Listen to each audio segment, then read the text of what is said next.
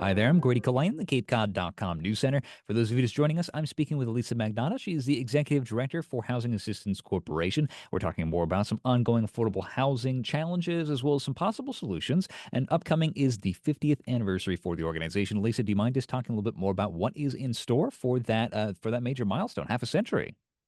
So exciting for us because we're really taking a moment to pause and celebrate all that we've accomplished as an agency and look to the future of the ambitious goals that we have set for ourselves. And not often enough we don't hit pause. We're running at breakneck speed here, So to take a moment and really just have a celebration and a party to acknowledge all the work and tremendous success of the agency over the years.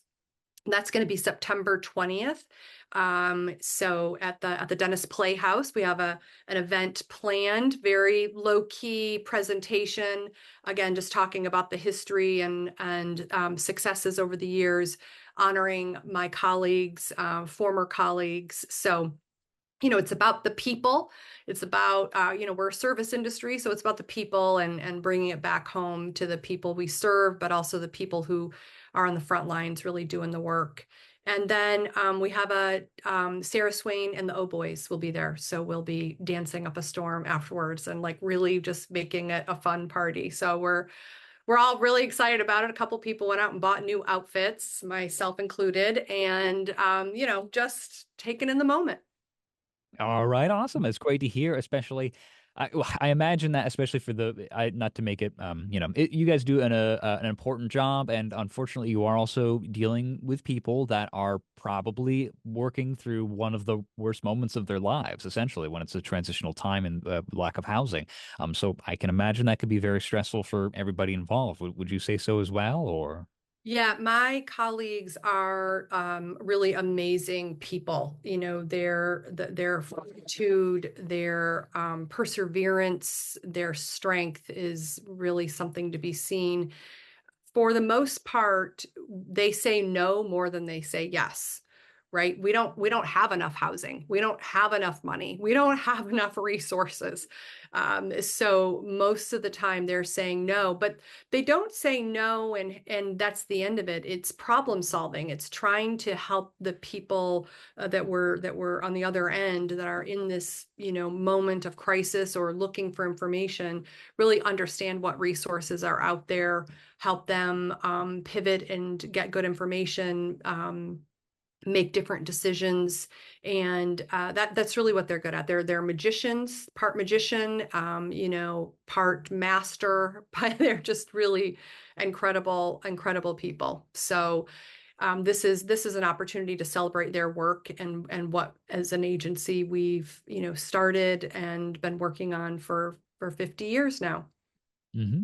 Yeah, I'd be interested to see the slideshow of essentially like how much has changed over that time, especially with the digital frontier, the information age, and then Yeah.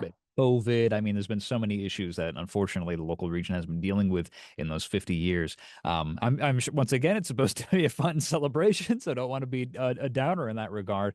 But yeah, there's been some major changes. I can only imagine just alone how digital kind of impacts some of the services that you guys provide. I mean, I could see that being wrapped up in some of the educational stuff that you guys were talking about earlier as well with the potential family shelters that you guys provide and those educational things. But yeah, that is great to hear. Is there anything else you wanted to add about that celebration or maybe Yeah. some things you've seen change yourself? Well, just in terms of change, we hear often that people want to keep the Cape the same. They don't change the bylaws, don't change the housing, don't change anything, keep it the same. But the fact is, the Cape is changing. It has changed significantly, and it's changed significantly just since COVID. It's done another pretty intense change of different population coming in and use of housing and increase in second homeowners. But the thing that's been constant really throughout the years is this idea that we've needed workforce housing. We've always had lower wages than the housing costs.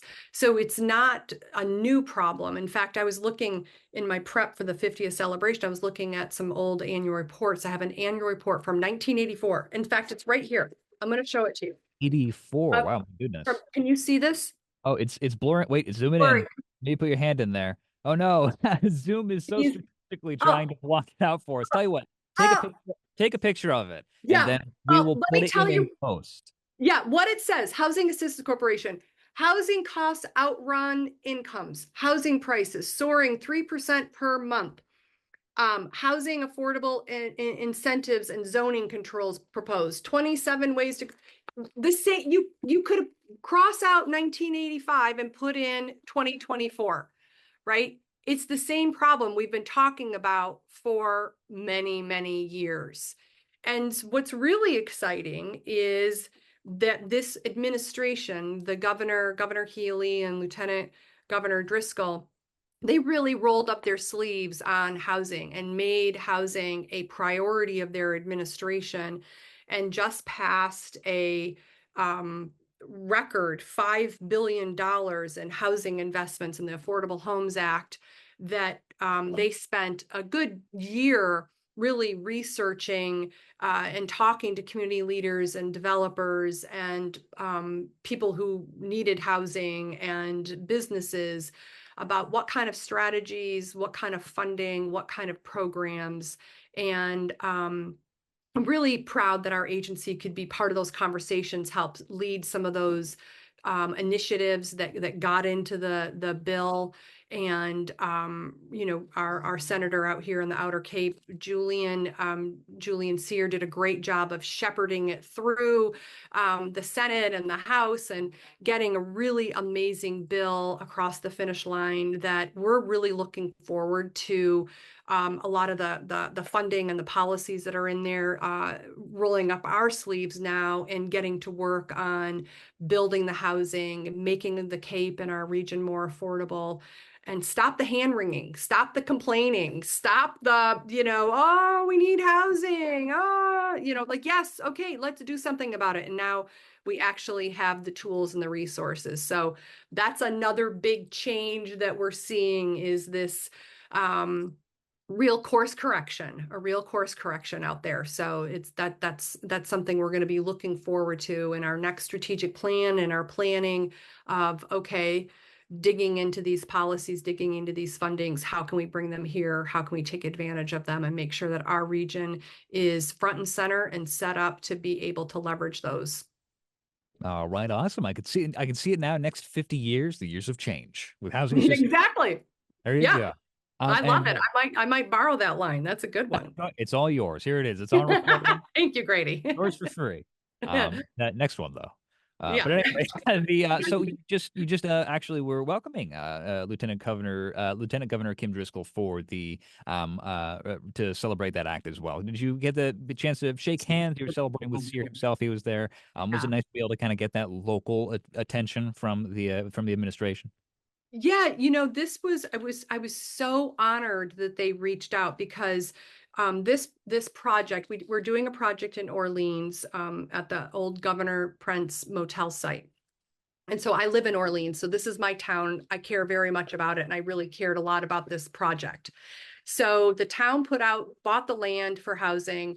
They put out an RFP and housing assistance with preservation of affordable housing and Habitat for Humanity joined forces. So our three agencies applied to this RFP and put in a really creative, cool housing project that's unique. Most of the time when developers put in a project or respond to an RFP, they're looking at what are the funding sources that are out there. And so they're really writing it to the funding sources. And for the most part, those are tax credit projects, low income and extremely low income, which we need more of. But we wanted to approach the project at Governor Prince a little bit differently because we know that we don't have enough home ownership opportunities. We knew that there were going to be some kind of funding mechanisms in this Affordable Homes Act that could potentially be leveraged here. So we took a risk, and Orleans said yes to our risk of putting together a proposal that included the base of a tax credit project that preservation of affordable housing will do.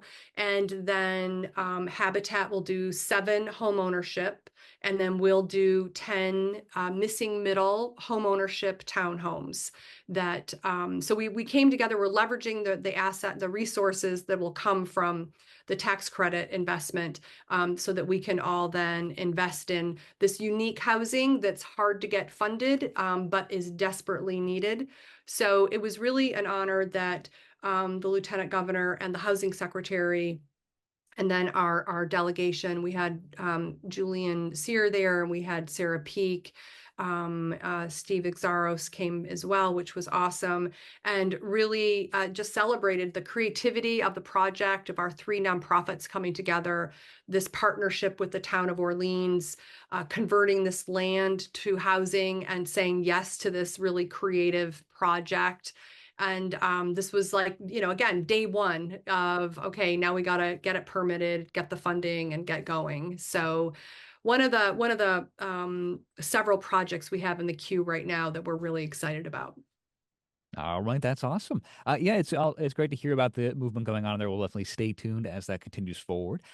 We're about coming up on time, but I wanted to ask, is there anything else you wanted to highlight for our listeners while I still have you about any of these projects, other things that's exciting? We're moving into it's an election year, but we're also going to be going into our town meeting season. So I wasn't sure if you guys have any kind of like outreach that you guys are doing. That's kind of on you guys depending. But yeah, just any closing remarks for our listeners while you're still here. Yeah, I mean, my closing remarks are, as we all know and can see firsthand, housing matters, and because it matters, we need to really um, stay educated and informed on what kinds of policies we can implement in our towns, what kind of funding we can leverage for projects, and bring housing projects like the Governor Prince and every single town across the Cape, right? Like, let's learn from each other, let's collaborate with each other, and work to get the housing into production that we all know we need. All right, Lisa, thank you so much for joining me for this conversation. It has been a pleasure. Thank you so much. I'm Grady Colleen in the CapeCod.com News Center. Thank you for listening.